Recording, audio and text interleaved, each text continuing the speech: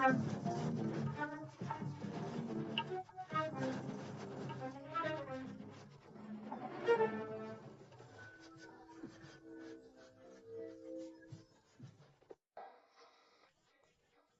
startup sector was toughened, awards were given to fools, and tons of dollars were printed and given out.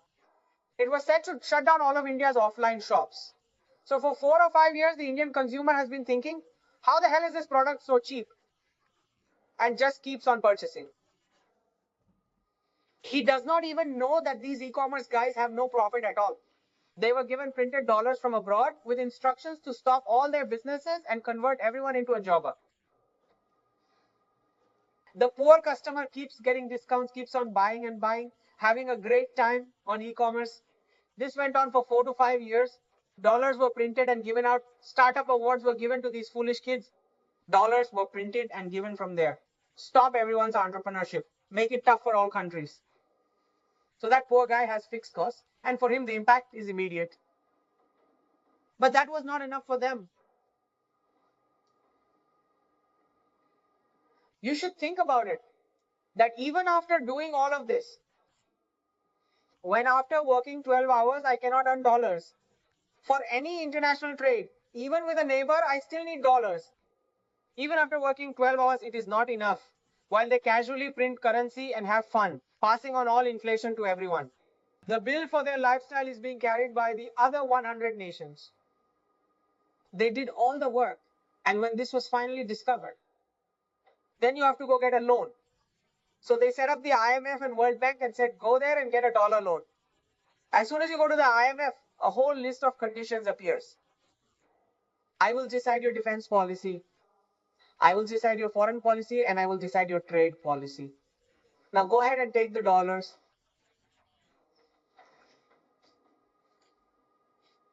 So by the late 90s, the euro was launched, and to counter it, they went and tweaked banking regulations. Investment banking can now be mixed with commercial banking.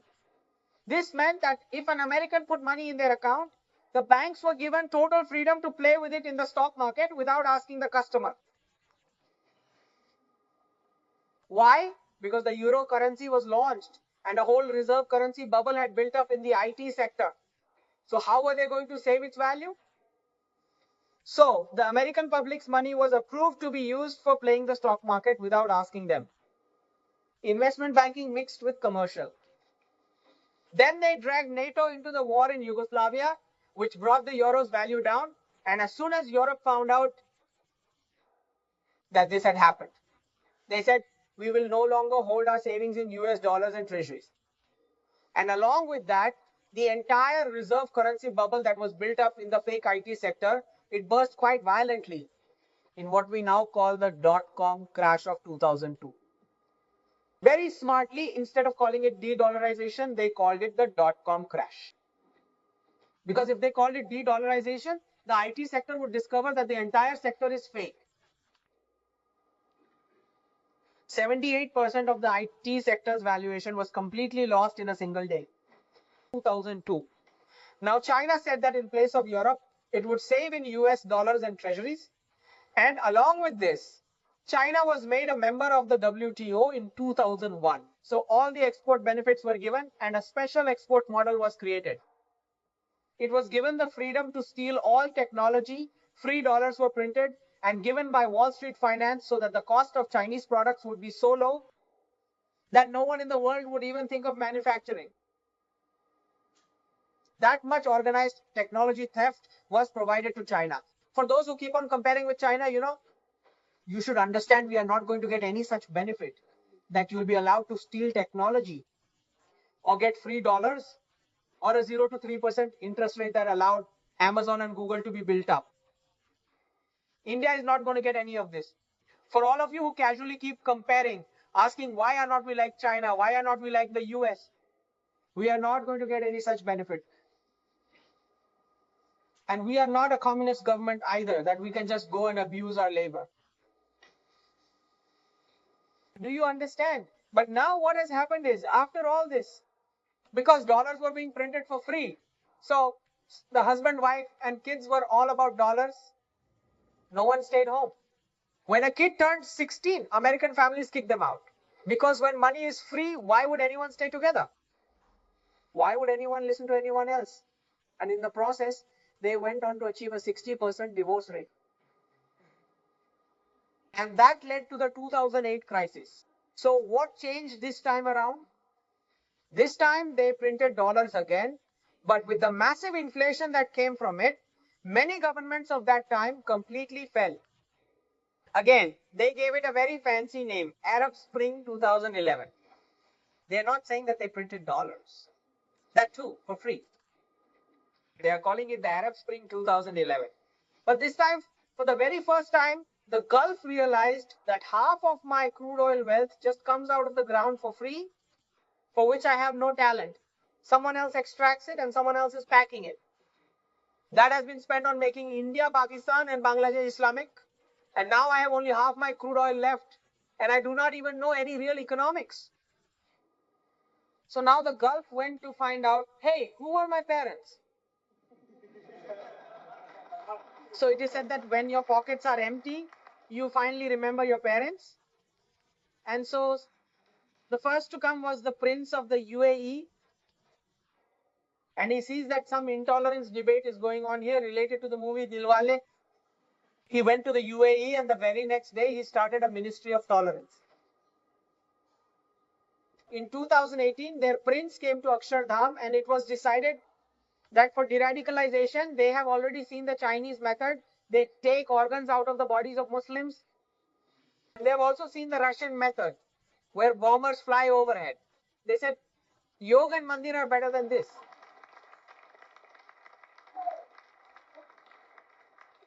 So now the entire UAE and Saudi Arabia are on a path to de-radicalize themselves. So yoga, mandir, Ayurveda, and last year they even had a Sanskrit festival, which a Sanskrit center was made in Saudi Arabia, because Sanskrit is the only language designed for the de-radicalization process, as it lacks the power to radicalize. It did not have a single word of that type until last year. Saudi Arabia and the UAE, okay, by the end of last year, they had already established 4 branches. Then there's Qatar and Oman. So you see, Gujarati Garba has already taken place in Qatar. All right. So you have to understand that the position they are taking is that they are saying that we were originally Sanatanis. And right now, Delhi is basically a question mark saying, hey, bring us the proof. So 2 MOUs have been signed, one with Saudi Arabia and another with the UAE. In both, full access to their national archives is being given to India so that India itself can tell them where the ancient mandirs were located on their land. So Saudi Arabia has now removed the Hajj advertisements from all its social media. And what they are promoting right now is, they are promoting Arla town, which you see is an ancient mandir town. So if you actually look at the map, Gujarat, Somnath and the Kaaba are on the exact same line and length. Similarly, Kedarnath and Israel's Temple Mount are on the same line and length. You can draw a straight line and check on the map. And inside the Jewish Bible, it is actually written in Sanskrit that from India, these specific worship materials used to come all the way to the Temple Mount, crossing through Saudi Arabia. This is mentioned in the Jewish texts. Are you understanding this? So in this entire de-radicalization process, when this whole Gulf region has completely changed, which I always say is when NRIs will come to the UAE as a distinct group. The UAE will become the first Hindu country, Saudi Arabia will become a Jewish majority, and Iran will become a Christian majority. Now you have to look and see that with all these changes, the birth rates of Russia, China, Japan, and Korea have all completely plummeted. And what is the reason for birth rates falling? The difference I talk about, Abrahamic economics versus Sanatan economics. So in Abrahamic economics, the whole world is saying that you are the body and the soul is just a vehicle. What that means is, it is saying you have only one single life. Right. Abrahamic economics says you have only one life. It is only and only Sanatan economics that says you are the soul and the body is just a vehicle. So here we are talking about the life cycle. So because they believe in just one life, their entire economic model is fundamentally a consumption-based model. And because we are talking about life cycle economics, our lifestyle is a savings-oriented lifestyle. That is a fundamental difference in their economics. So when you want to live a debt-based lifestyle, you have to consume by taking this loan. So what does it really mean to take a loan? It means you are stealing money directly from the pockets of future generations and you are spending it today. That is the real meaning of taking a loan. Do you get it? So as of today, America's debt has already crossed 38 trillion. And on top of that, you have also put women into the job-based model during their most fertile years. So your birth rate is also gone. You see, it means I have to spend today by stealing money from the future generation's pocket, but I am not going to give the future generation a war. So how will this model even work? So what they did was open the borders. They just opened up all their borders. America opened its entire border down from Texas, and Europe opened its entire border. Because this financial border simply cannot work. All the radicals have already entered Europe. From 2031, my prediction is for Christianity and Islam. There will be full-blown crusades and bloodshed will erupt all across the whole of Europe. This will go on for 20 to 30 years.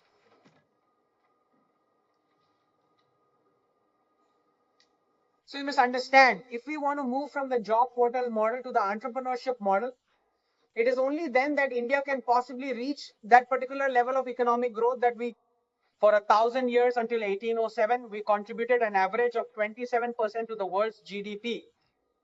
To get to that level, that entrepreneurship level, a salaried person is not going to do any kind of original research, nor will they be able to innovate at all. So you will have to completely tweak the entire education model in order to deliver entrepreneurship. You have to create this specific atmosphere of failure at home. I am not talking about failing in mark sheets, but failing in business. So Indian parents must create this environment at home. A business model is not just created like that. A team is formed, the model evolves, right? Similarly, when our education system is asked this very question, because there will not be any packages, the IT sector is going away, banking is going. By 2030, I'm telling you, there will be action on the 500 rupee note. And when I am getting a loan directly from the RBI in my UPIU LI, what on earth do I need a bank branch for? Similarly, a crisis will happen in foreign countries, and they will also get central bank digital currency, a digital dollar, a digital yuan. There too, banks will have no role. The entire IT and services sector that was created was fake. The classroom to jobs model was created completely fake. The salary packages that you all were getting by making farmers commit suicide. That is just not going to be possible after the year 2030. So I have 5 grams of real gold. In contrast, they have spread 5,000 grams of paper gold in the market, which does not even exist. Why exactly did they do that? To maintain the dollar's reserve currency status and to keep gold artificially low. In the exact same way, I have 5 kilograms of wheat that I myself have produced. So then they spread 5,000 kilograms of paper wheat throughout the market just to make farmers commit suicide. All this to continue the children's classroom to job format that has been established. Getting it? So when the parents see the salary package, the father is surprised. I have been working for 20 long years. What is he possibly going to do from day one to get paid so much? So the father is very surprised. He thinks, what is this kid going to do in the office to get a package like that? So they do not know that these packages are possible by forcing so many farmers to commit suicide. So this whole classroom to jobs model and the services sector will take a big hit, and what will move forward? It will be manufacturing and farming. I am telling you, farmers would be the richest people in the coming decade. By around 2035, a whole new discussion will have started about who owns a desi cow.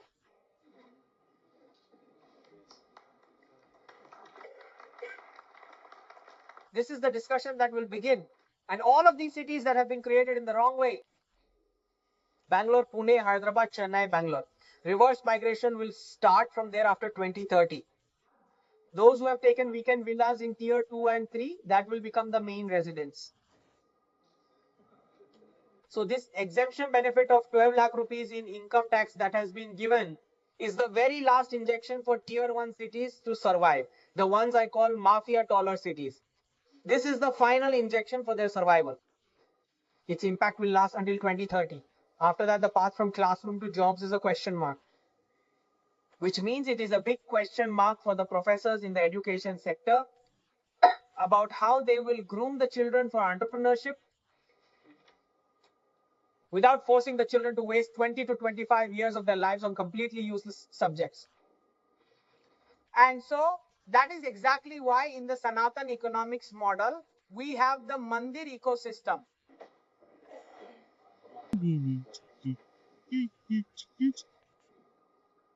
Even those people are starting to do it. The Mandir ecosystem. That right there was the code. That was the only piece of equipment with which we were contributing 27% on average to the world's GDP.